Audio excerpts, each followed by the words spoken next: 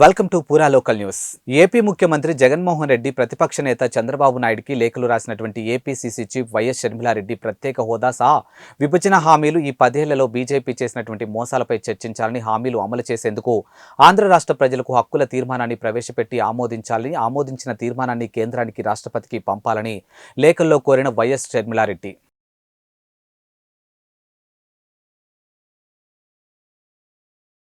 Thanks for watching Pura local news, your choice for local voice. Pura local మీకోసం మా channel.